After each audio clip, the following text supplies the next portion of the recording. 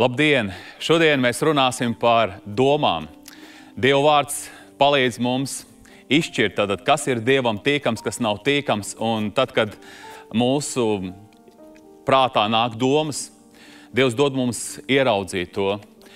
Kāpēc mēs uzreiz saņemam signālu iekšā, ka tas, ko es tagad domāju, tas nav pareizs. Tas varbūt arī nāk no ienaidnieka, tātad viņš tagad man kārdina. Ebrejiem 4.12 rakstīts, ka Dieva vārds ir dzīvs un spēcīgs un ir asāks par katru apusē griezīgu zobenu, kas spiež dziļi iekšā, līdz kāmai pāršķeļ dvēseli un garu, locekļus un smadzenes, un ir domu un sirdsprāta tiesnesis.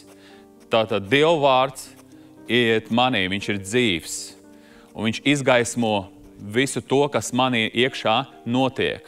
Tātad Dievs svētā gara spēkā sāk man rādīt, par ko es tagad domāju. Vai tas ir viņam tīkams, vai tas nav tīkams. Tātad viņš ir domu un sirdsprāta tiesnesis. Tas nozīmē, ka viņš pat motīvus manus izceļ gaismā. Jo tālāk arī 13. pantā ir rakstīts, ka nav radījumi, kas viņa priekšā būtu aizklāts, bet viss ir atsegts un atklāts viņa acīm, un viņam mēs dosim norēķinu. Tātad Dievs visu redz, un viņš grib mūs labot, jo tad, kad labojās manas domas, manas jūtas labojās, mana rīcība labojās, un faktiski mans liktenis labojās. Jo tad, kad ienaidniekam ir iespēja mūsos kaut ko iesēt, tad viņš iesēja kaut kādu ļaunu domu, tad visākās ar ļaunu domu.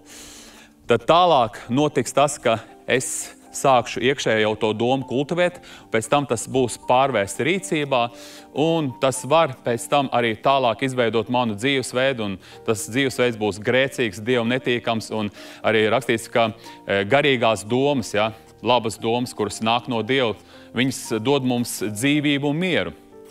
Bet miesiskās domas, viņas dod mums nāvi, vienkārši viņi atnes mums nāvi. Māteja evaņģēlijā 15. nodaļā, 19. pantā. Jo no sirds iziet ļaunas domas, tālāk, kas notiek slepkavība, laulības pārkāpšana, nešķīstība, zādzība, nepatiesa liecība, zaime. Tas viss sagāna cilvēku, bet ēšana ar nemazgātām rokām cilvēku nesagāna. Redzi, Jēzus parāda, ka ir ļaunas domas, un tas pēc tam šo rīcību arī nes to ļauno rīcību, un tas sagāna tevi. Tātad, kad tu saki, Dievs, es nejūtu tevi, es nepiedzīvoju tavu žēlastību, manā dzīvē nav gara spēka, es neaugu garīgi, tad pārbaudi savas domas. Un varbūt tev ir kaut kāds nepiedošanas grēks, tu visu laiku ļauni domā par cilvēkiem. Tu nevari sakoncentrēties uz Jēzus, kā rakstīts, lūkosimies uz Jēzus ticības iesācēju un piepildītāju, tātad tev visu laiku kaut kas novērš, un tu ļauni domā, un tas piepilda tavu sirdi ar ļaunumu. Tev vajadzīgi ir grēksūdz. Tev ir jāaiznes Dieva gaismā viss tas, par ko tu domā. Ja tu mīli patiesi Dievu, tu esi nodevies viņam. Mīlestība ir laiks.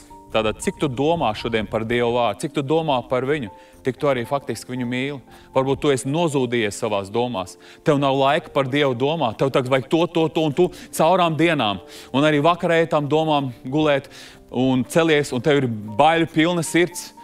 Tu esi viss norūpējies, tu neesi atdevis to Dieva rokās, un tev nav šis miers, kurš ir augstāks par visu saprašanu, un kurš pasargā tevi Kristu Jēzu, tavas domas un tavu sirdi. Tad Dievs šodien saka, lai tavā dzīvē ir attīrīšana, lai tavā dzīvē var atnākt miers, Dieva gars ir miers, lai viņš var vadīt tavas domas. Jā, var atnākt ļaunas domas. Arī man, tu teiksi, Andri, tev atnāks arī ļauna doma? Viņa atnāk, bet es redzu, hopā, atnāk. Man ir filtrs, Dieva vārds, kurš nelaiž iekšā sirdī šo domu. Es saku, Jēzus vārdā, Sātanis tev pavēliet prom, viņš nāk, viņš kārdina. Tas, saprot, kāds teica, ka mēs nevaram aizliegt putniem lidot virs mūsu galvas, bet mēs varam aizliegt putniem novīt ligzdu uz mūsu galvas. Tātad es šodien zinu, mani glābis ir Jēzus, man ir šie pestīšanas bruņu cepuri. Es skatos uz Jēzu, viņš ir mans glābējs. Ienaidnieks cenšas man novērst. Viņš grib teikt, nē, tu esi grēcinieks, tu neesi pilnīgs, tev daudz kas nav tā, bet es saku, Jēzu ir viss tā. Un ja ir kaut kas konkrēti, ko man kungs atklāja, viņš vienmēr parāda izēju pie Jēzus, uz viņa krustu.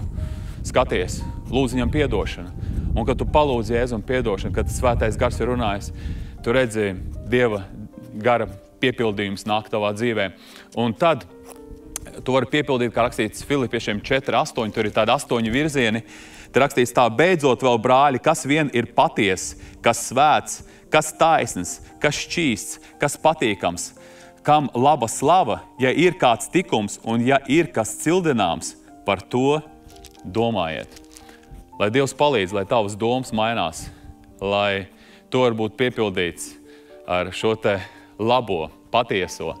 Ja tavā dzīvē Jēzus būs kungs, tavā sirdī, viņš valdīs tavās domās, viņš valdīs pār visu tavu dzīvi, tātad tev būs dievbība, jo zini to, ka Dievs katru tavu domiņu zina. Tāpēc, kā psalmos ir rakstīts, lai tev patīk manas sirds domas, tā lūdza Dāvids, tā lūdz šodien arī katrs svētais. Dievs, es gribu, lai viss, kas ir šodien mani apslēptais, es gribu, lai tas viss ir atsekts tavā priekšā, un tas arī ir, un lai viss tev ir tīkams, palīdzi man. Es lūdzu, Dievs, arī šim cilvēkam palīdzi, iziet caur grēksūdzi, atklāt tavā priekšā visu to, par ko viņš ļauni domā. Viņam nav šī labā domāšana, viņam ir ļauna domāšana bieži vien, un viņš pielaiž šo ļaunumu, tas piepild viņa sirdi, un arī tālāk notiek tas, ka viņa muta runā, un viņam ir rīcība nepareiza. Lūdzu, Dievs, svētī viņu un palīdzi viņam, lai viņa dzīve ļoti spēcīgi izmainās, un tas viss ir no tava svētā gara, kurš arī tagad ir tur, kur viņš atrodas. Es ļoti lūdzu, Dievs, ietekmē viņa domas un dod viņam dievbību, lai viņš pasaka, kungs, jā, man ir tādas domas, man ir netiklības domas, man ir zudīšanās domas, man ir ļaunprātība nāk virsū, un tas mani apgāna. Lūdzu, Dievs, mans iztīri šo te trauku, lai tu viņu var spēcīgi lietot. Ar savu gara klātbūtni nāc pār viņu, un lai viņš piedzīvo, Dievs, tavu lielo žēlstību. Es pateicos tev par visu Jēzus vārdā. Āmen. Lai Dievs svētī, uz redzēšanos.